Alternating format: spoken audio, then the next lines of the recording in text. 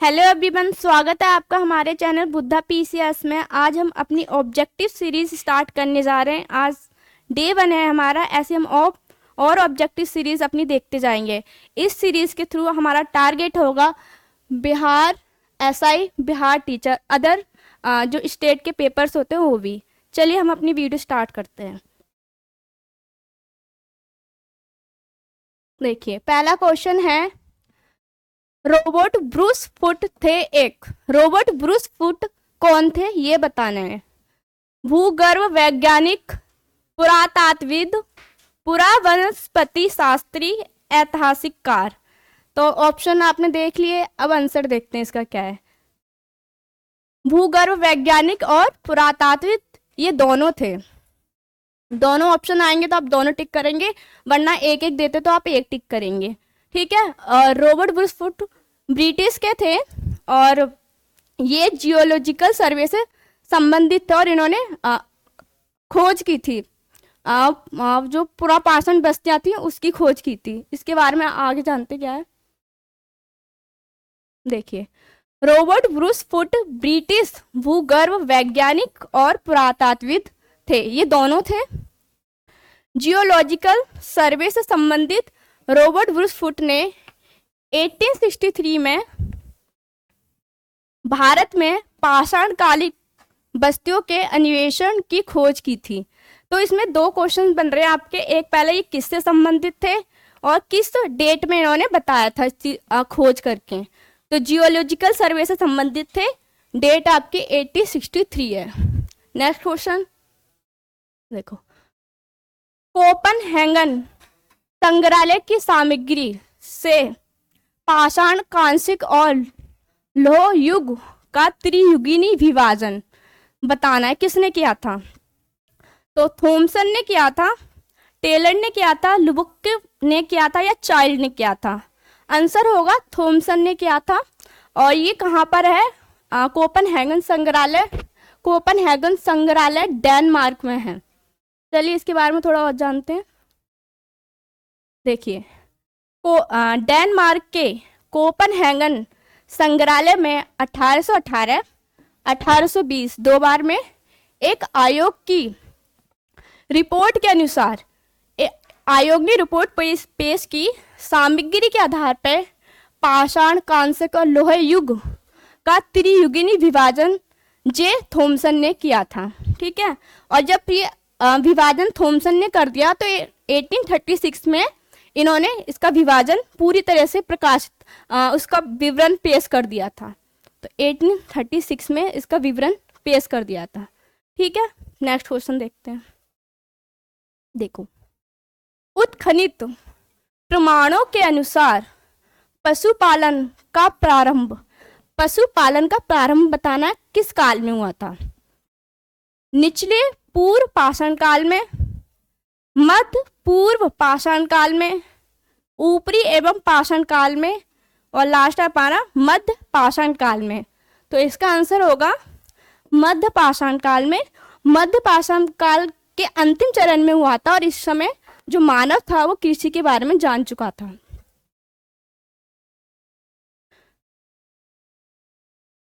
और सब प्रथम जो कृषि के साक्ष्य हमें जो मिलते हैं वो वहां आदमगढ़ से मिलते हैं, मध्य प्रदेश। और दूसरा आता हमारा बागोर, जो कि जिला भीलवाड़ा राजस्थान में है। ठीक है।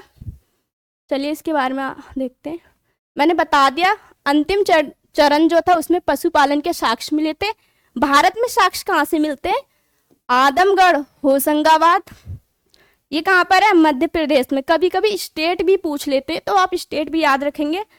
दिख रहा होगा आपको, मध्य प्रदेश, बागोर, भीलवाड़ा जिला, राजस्थान। कई क्वेश्चन बनते हैं एक ही क्वेश्चन के अंदर, तो आप क्वेश्चन को ध्यान से पढ़ेंगे तब आंसर करेंगे। नेक्स्ट क्वेश्चन देखते हैं। मध्य पाषाणिक प्रसंग में पशुपालन के प्रमाण जहां से मिले पशुपालन के वो बताने। लंगनज, आदमगढ़, बीरभानपुर या चौपानी मांडो। तो अभी मैंने बताया कि आदमगढ़ जो है मध्य प्रदेश में है, होशंगाबाद जिला वहां से हमें पशुपालन के साक्ष्य मिले हैं। देखो, लंगनज कहाँ पर है? गुजरात में। स्टेट भी याद रखना है आपको। ये कहाँ पर है? मध्य प्रदेश।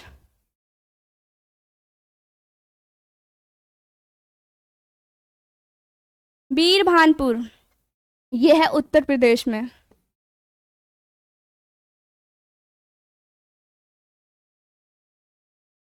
और चौपानी मांडव ये भी कहाँ है? उत्तर प्रदेश में।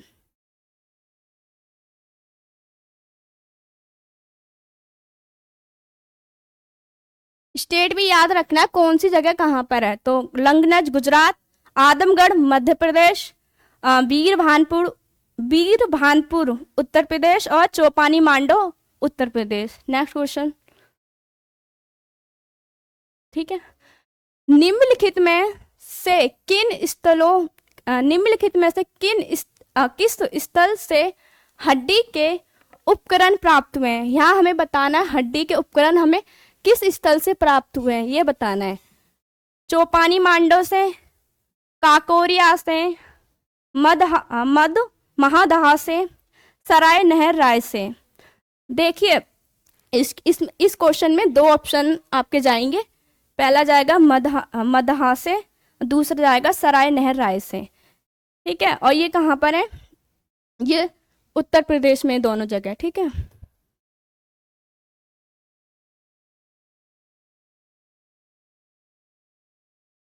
उत्तर प्रदेश में इसके बारे में जानते हैं। देखो, मध्य पाषाण कालीन महादहा उत्तर प्रदेश के प्रतापगढ़ जिले में स्थित है। जिला कौन सा? प्रतापगढ़। ठीक है। यहाँ से क्या मिला है? यहाँ से बड़ी मात्रा में, बहुत ज्यादा अधिक मात्रा में हड्डी एवं सिंग से निर्मित उपकरण प्राप्त हुए हैं। सबसे ज्यादा प्राप्त हुए यहाँ से। ठीक है। दूसरा है जी.आर. शर्मा, एक इतिहासकार है जी.आर. शर्मा। उन्होंने महादहा में खोज की और यहाँ 3 क्षेत्रों के बारे में बताया। 3 क्षेत्र थे, झील क्षेत्र, बुलचड़ खाना संकुलित क्षेत्र और कब्रिस्तान निवास क्षेत्र। ठीक है। इसी में एक है जो बुलचड़ खाना क्षेत्र है, यहाँ से हड्डी एवं सींग से निर्मित उपकरण बहुत बड़े पैमाने पर प्राप्त हुए हैं। ठीक है। और सराय नहर राय से भी अल्प मात्रा में हड्डी के उपकरण प्राप्त हुए हैं। तो हम इन सारी जगहों से हड्डी के उपकरण प्राप्त हुए हैं।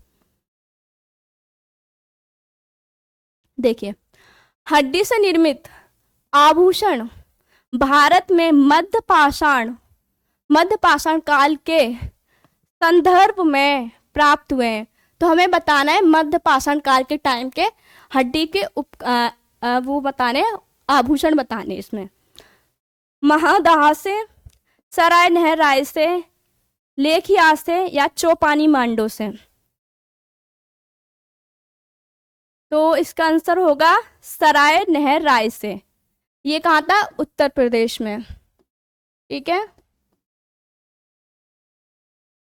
और ये भी उत्तर प्रदेश में आपका लेखिया भी उत्तर प्रदेश में है। लेखिया भी उत्तर प्रदेश में और चौपानी मांडो भी उत्तर प्रदेश में। ये चारों जगह आपकी उत्तर प्रदेश में ही पड़ती हैं। ऑप्शन बी सराय नहर राय से। ठीक है। एक ही कवर से 3 मानव कंकाल निकले। एक ही कवर से 3 मानव कंकाल निकले, उस जगह का नाम बताना है। सराय नहर राय से, दमदमा से, महादहा से या लंगनज से। तो आंसर होगा दमदमा से। दमदमा कहाँ है? उत्तर प्रदेश में है।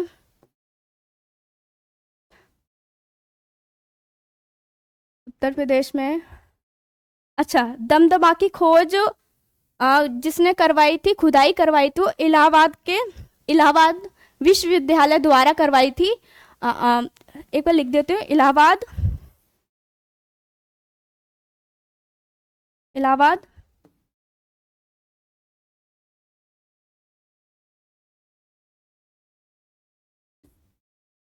एक मिनट। विश्वविद्यालय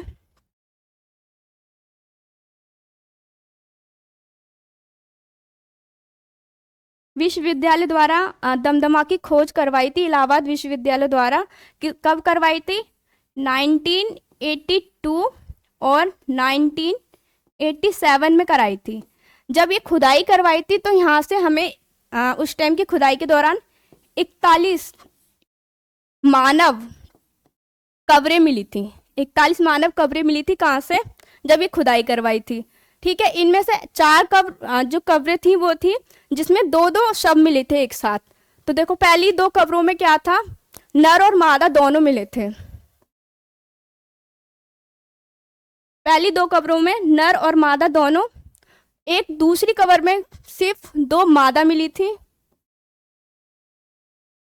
और तीसरी में एक मादा और 2 पुरुष मिले थे, मतलब नर मिले थे, पुरुष के शव मिले थे, है ना। तो इसमें पूछा है एक ही कब्र से 3 मानव कंकाल कहाँ से मिले थे? तो वो दमदमा से मिले थे। वो ये है, 1 मादा और 2 पुरुष शव जो थे, मतलब नर। ठीक है, ऑप्शन दमदमा। इसी के बारे में पूरा एक्सप्लेन कर दिया मैंने, तो आप एक बार इसका स्क्रीनशॉट ले लीजिए, देख लीजिए। देखो, खाद्यान्नों की कृषि सब प्रथम प्रारंभ हुई थी। जो अनाज थे, कृषि वाला जो अनाज वगैरह कब स्टार्ट हुआ था कृषि, वो बतानी है। तो नवपाषाण काल में, मध्य पाषाण काल में, पुरापाषाण काल में या प्रोटो ऐतिहासिक काल में? तो आंसर हमारा होगा नवपाषाण काल में। नवपाषाण काल में कैसे? क्योंकि इस समय जीवन स्थायी हो गया था, तो कृषि के ऊपर उस समय के मानव का ध्यान था, वो उस कृषि के बारे में जानते थे।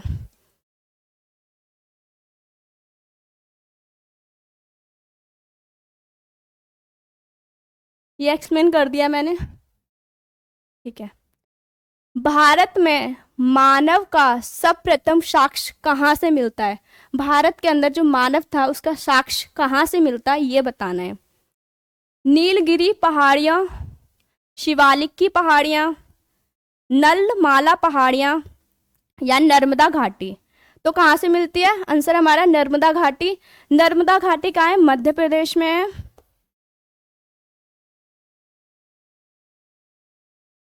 और जो हमने क्वेश्चन में पूछा है मानव के अवशेष भी बताने हैं, तो किस मध्य प्रदेश में किस जगह से मिलते हैं वो बताना है। तो ये कहाँ से? हथनौर से, हथनौरा से। देखो क्वेश्चन चाहे ऐसे करके अगर ऑप्शन में दिया है तो नर्मदा घाटी, स्टेट वाइज पूछे तो मध्य प्रदेश, और जगह का नाम पूछे तो वो है हथनौरा।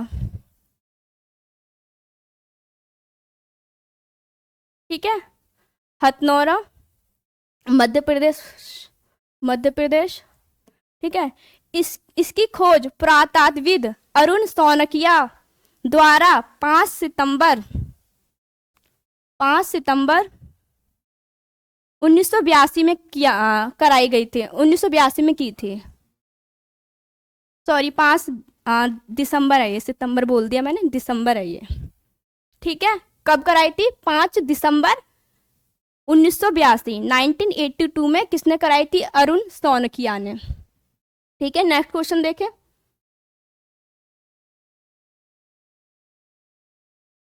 आपको ये समझ आ गया होगा। अब अगले क्वेश्चन की तरफ देखते हैं। अगला क्वेश्चन क्या है? देखिए, ये क्वेश्चंस आपके बहुत इंपॉर्टेंट क्वेश्चंस हैं जो कराए जा रहे हैं आपको यहाँ पे। तो ये रिपीटेड क्वेश्चन है, आपके एग्जाम में आने के चांसेस ज़्यादा होते हैं इनके। देखिए, प्रथम मानव जीवाश्म भारत की किस नदी घाटी से प्राप्त हुआ था? नदी घाटी बतानी है, कौन सी नदी घाटी से प्राप्त हुआ था? गंगा नदी, नर्मदा घाटी, यमुना घाटी, ताप्ती घाटी, इसमें से कोई नहीं या फिर इनमें से सभी। ठीक है, आंसर क्या है हमारा? नर्मदा घाटी। अभी मैंने बताया नर्मदा घाटी मध्य प्रदेश में है। ठीक है,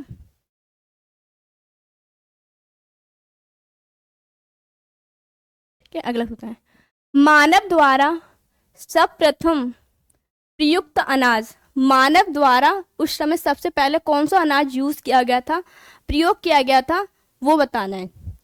गेहूं, जौ, चावल, बाजरा। तो आंसर इसका क्या है, जो। सबसे पहले जो यूज किया गया था मानव द्वारा। और अभी का जो मानव है, अभी के जो लोग हैं वो 8 फसलों के बारे में जानते हैं। तो 8 फसलें कौन सी है वो इस स्लाइड में देखते हैं हम। देखिए, आधुनिक मानव समाज द्वारा मुख्य रूप से 8 फसलों के बारे में जानते हैं जिन्हें वो उगाते हैं अभी। जौ, गेहूं, चावल, मक्का, बाजरा, सोरगम, राई और जई। ये 8 फसलें हैं जो आज के मानव द्वारा उगाई जाती हैं। ठीक है। वैश्विक दृष्टि से देखा जाए, वैश्विक दृष्टि से देखा जाए तो सर्वप्रथम जौ 8000 ईसा पूर्व के आसपास भूमध्य सागर एवं ईरान के मध्य स्थित पश्चिम एशिया के देश में मानव द्वारा उपयोग किया गया था। तो इसमें बताया गया है कि 8000 ईसा पूर्व के पास कहाँ कहाँ जौ का यूज किया गया था। ठीक है। बाद में लगभग इन्हीं क्षेत्रों में पहले जौ का यूज करना सीखे थे ये लोग, उगाना सीखे थे। उसके बाद इन्होंने इसी समय में 8000 ईसा पूर्व के आसपास गेहूं भी उगाना ये लोग जान गए थे। ठीक है। गेहूं या जौ, आंसर हमारा उसका जौ है। भारतीय उपमहाद्वीप में कृषि के प्राचीनतम साक्ष्य प्राप्त हुए। तो इसमें भी कृषि के साक्ष्य बताने कहाँ से प्राप्त हुए हैं। कोल्डी हवा से, लहुरा देव से, मेहरगढ़ से या फिर टोकवा से। ठीक है। तो हाँ, इसका आंसर होगा लहुरा देव। ये है उत्तर प्रदेश में।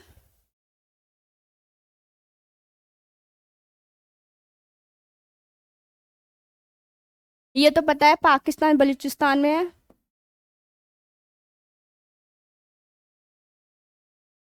पाकिस्तान। ठीक है, ये इंपॉर्टेंट है।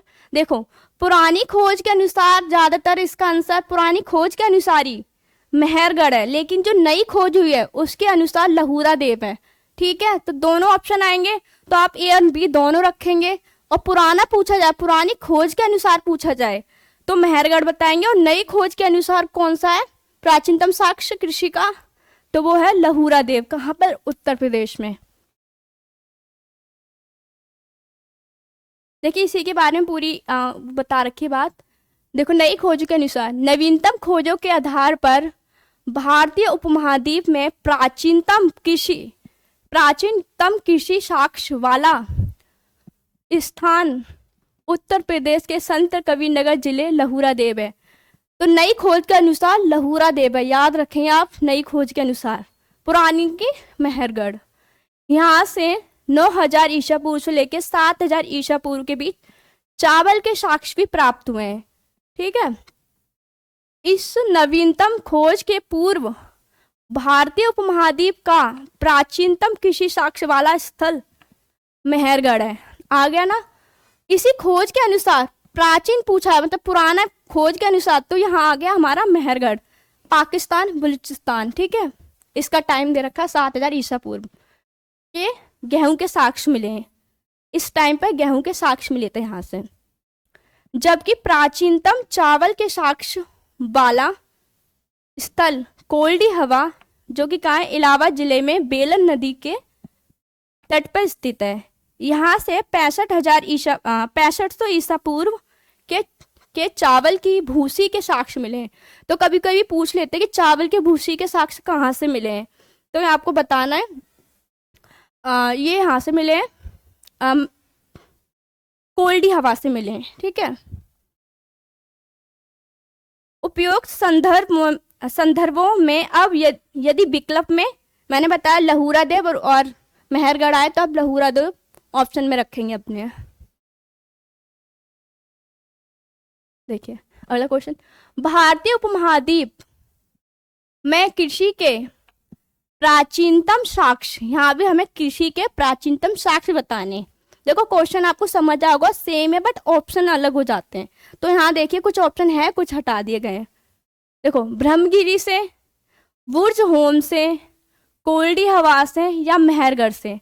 वहां हमें लहुरा देव और मेहरगढ़ दोनों दे रखा था, इसलिए हमने ऑप्शन में लहूरा देव के साथ गए थे, लेकिन यहाँ सिर्फ हमें मेहरगढ़ दे रखा है, इसलिए मेहरगढ़ करेंगे। और मेहरगढ़ कहाँ पर आपको पता है, पाकिस्तान बलूचिस्तान में।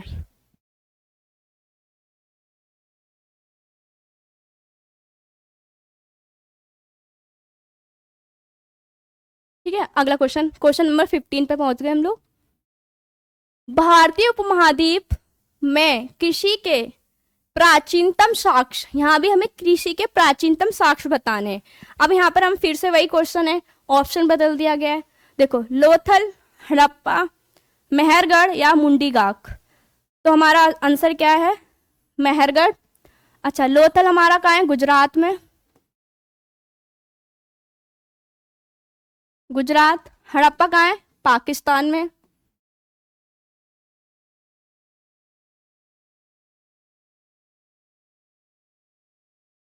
और मेहरगढ़ तो आपको पता है पाकिस्तान बलूचिस्तान में है। और मुंडीगा ये क्या है, अफगानिस्तान में है। अफगानिस्तान में सिर्फ दो ऐसे हैं जो उस एरिया में पड़ते हैं, हड़प्पा की जगह वाले। जब हम हड़प्पा का टॉपिक करेंगे उसके बारे में अच्छे से जान पाएंगे। देखिए अगला देखते हैं। नवपाषाण युग में भारतीय उपमहाद्वीप के उत्तर पश्चिमी क्षेत्र, भारतीय उपमहाद्वीप के उत्तरी पश्चिमी क्षेत्र निम्नलिखित में से किस स्थान पर कृषि के अभ्युदय अभ्युदय के प्रारंभिक प्रमाण प्राप्त हुए हैं? शुरुआती प्रमाण कृषि के कहाँ से मिले हैं ये बताना क्वेश्चन के अंदर। ठीक है, तो मुंडीगाक, मेहरगढ़, दम्ब, सादत, बालाकोट, अम्बरी। तो आंसर आपको पता है बार बार एक ही रिपीट हो रहा है, तो क्या आ जाएगा, मेहरगढ़। ठीक है, मेहरगढ़ इसका आंसर सही होगा। ज़्यादातर मेहरगढ़ पूछा तो आप याद रखें कि ऐसे क्वेश्चन हैं जो बार बार रिपीट हो रहे हैं। और मेहरगढ़ वाला यहाँ भी आपने देखा कि बार बार रिपीट हो रहा है, तो ये आप रट लीजिए, आएगा ही आएगा मतलब। अगला क्वेश्चन देखते हैं। भारत में पशुपालन एवं कृषि के प्राचीनतम साक्ष्य प्राप्त हुए हैं। यहाँ हमें कृषि के प्राचीनतम साक्ष्य बताना है, कृषि के पुराने साक्ष्य कहाँ से मिले प्राचीन समय के, वो बताना है। तो अंजीरा से, दम सादत से, किली गुल मोहम्मद से, मेहरगढ़ से, या इनमें से सभी। ऑप्शन में दे रखा है ना, तो आंसर हमारा क्या होगा, मेहरगढ़। ठीक है, इसके बारे में थोड़ा जानते हैं क्या है, देखो।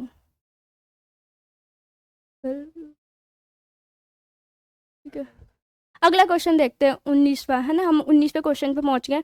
अभी तक जिन्होंने वीडियो लाइक नहीं किया, शेयर नहीं किया, कमेंटिंग है और तो ज़रूर इसको कीजिए और चैनल को सब्सक्राइब कीजिए।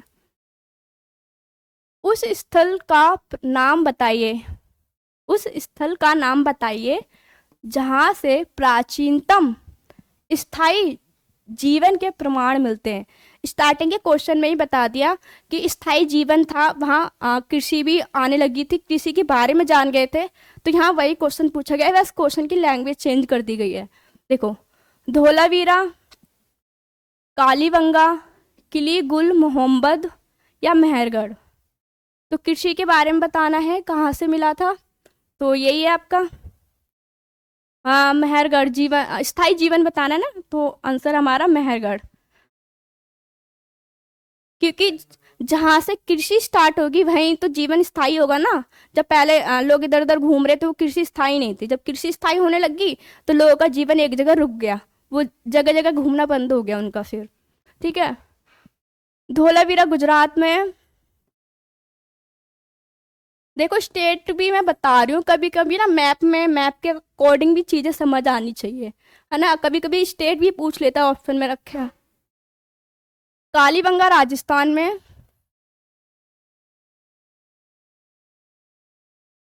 ठीक है, और मेहरगढ़ पाकिस्तान बलूचिस्तान में। बार बार मैं याद करा रही हूँ आपको, याद भी हो गया होगा अभी तक।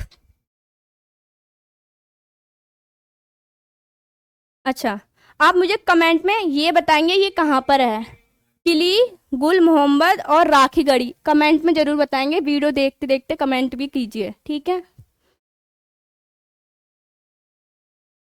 राखी गढ़ी बताना है कहाँ पर है, और ये भी ये यही बता रखा है जो बता दिया।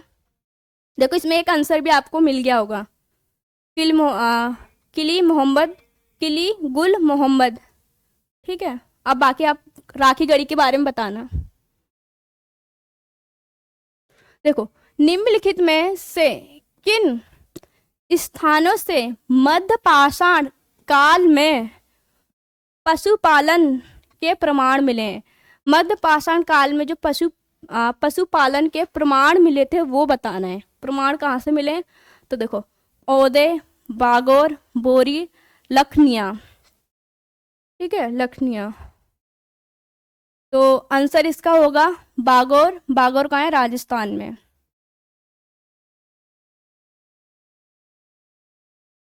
राजस्थान में, ठीक है। चलिए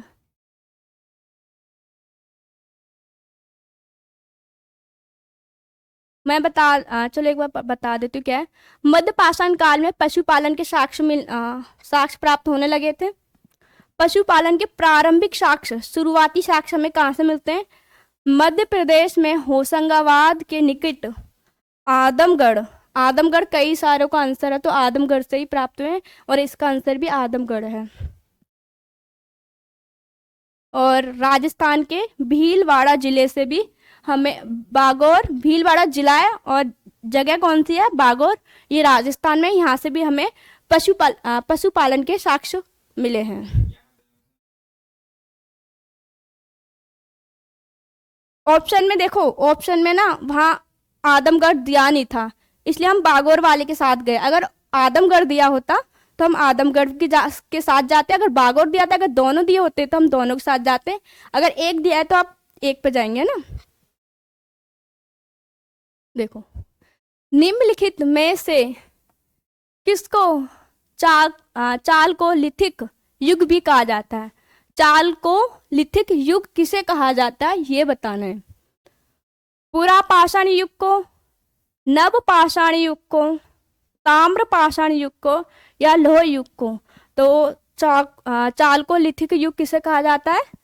ताम्र पाषाण युग को कहा जाता है। इसमें तांबे वगैरह की खोज वगैरह, तांबे की खोज हुई थी, उसी को ताम्र पाषाण युग कहा जाता है।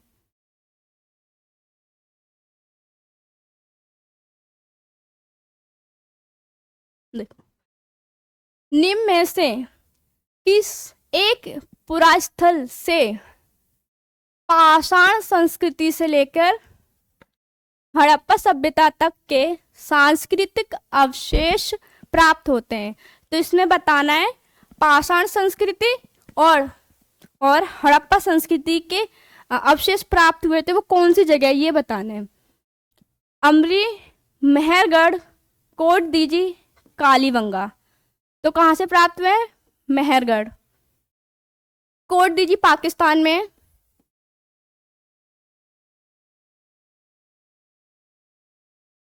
और कालीबंगा राजस्थान में। देखिए बार बार मैं स्टेट के नाम इसलिए लिख रही हूँ कि आप वीडियो देखते देखते आपको जगह के नाम याद हो जाएंगे, ताकि आप भूल ना पाए।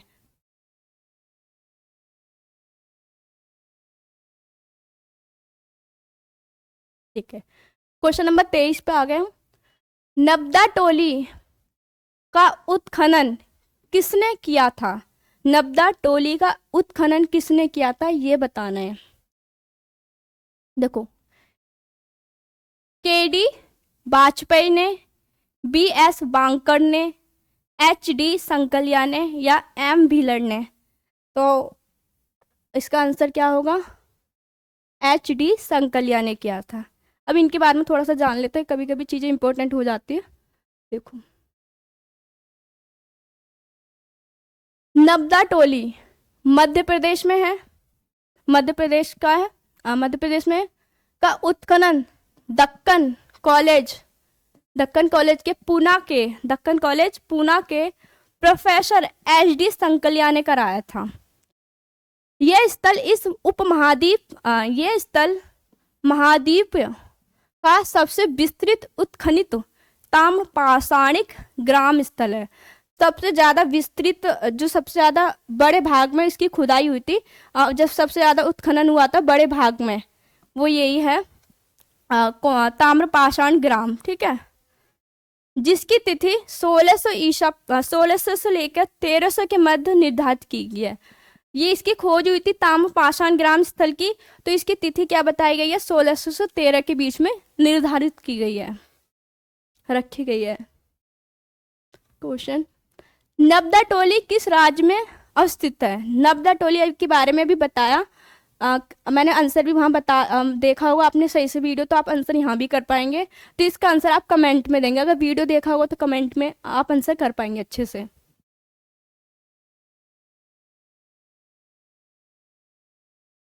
बृहत पाषाण संस्मरकों की पहचान की गई है। बृहत पाषाण संस्मरकों की पहचान की गई है, किस नाम से की गई है ये बताना है। सन्यासी गुफाओं के रूप में, मृतक को दफनाने के स्थान के रूप में, मंदिर के रूप में, उपयुक्त में से कोई नहीं। तो किस रूप में की गई है? मृतक को दफनाने के स्थान के रूप में की गई है बृहत पाषाण स्मारकों की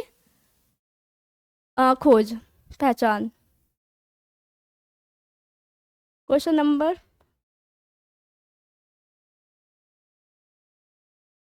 आगे देखते हैं, आप इसका स्क्रीनशॉट ले लीजिए, वही सब है। क्वेश्चन देखते हैं, राख का टीला निम्नलिखित में से किस नवपाषाणिक स्थल से संबंधित है? राख का टीला किस नवपाषाणिक स्थल से संबंधित है ये बताना है। तो किससे संबंधित है? बूंदीहाल, संगनकल्लू, कोल्डी हवा या ब्रह्मगिरी। तो हमारा आंसर क्या है? संगनकल्लू। ये कर्नाटक में मद्रास के पास एक जगह है, मैसूर, सॉरी, कर्नाटक में मैसूर के पास। देखो, कर्नाटक में मैसूर के पास बेल्लारी जनपद में स्थित है। देखो, बेल्लारी जनपद में स्थित है संगनकल्लू।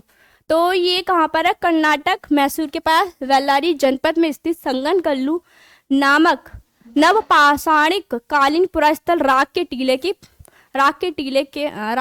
प्राप्त हुए हैं। ठीक है, चले नेक्स्ट देखते हैं। ये हमारी वीडियो का लास्ट क्वेश्चन है। प्लीज वीडियो को लाइक कीजिए, कमेंट कीजिए।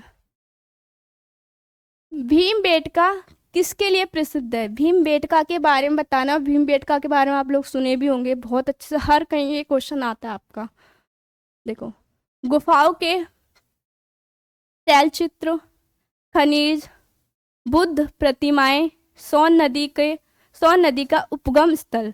तो किस लिए प्रसिद्ध है? गुफाओं के शैल चित्र के लिए। यहाँ की शैल चित्र बहुत अच्छे हैं और पेंटिंग वगैरह यहाँ की बहुत अच्छी है। इसी के बारे में जानते हैं। देखो, मध्य प्रदेश के रायसेन जिले में स्थित भीमबेटका प्रागैतिहासिक शैल चित्रकला का श्रेष्ठ उदाहरण है। सबसे अच्छा उदाहरण हमारा कौन सा है गुफाओं के चित्रशाली के लिए? तो वो है मध्य प्रदेश के रायसेन जिले में स्थित भीमबेटका। इन गुफाओं में जीवन के विविध रंगों को पेंटिंग के रूप में उकेरा गया है, जिनमें हाथी, सांबर, हिरण आदि जीवन की जो भी घटनाएं थी उन सबको क्या इस गुफाओं में दिखाया गया है। अब तक का लगभग 700 शरण स्थलियों की पहचान की जा चुकी है यहाँ से, जिनमें से 133 चित्र पाए गए हैं। 700 शरण स्थलियों की पहचान की गई है और 133 चित्र यहाँ से हमें पाए गए हैं। ये हमारी वीडियो का लास्ट क्वेश्चन था। अगर आपको वीडियो अच्छी लगी हो, चैनल को सब्सक्राइब करें, लाइक करें, वीडियो को कमेंट जरूर करें। जो क्वेश्चंस दिए गए हैं उनको कमेंट में बताएं। Thank you.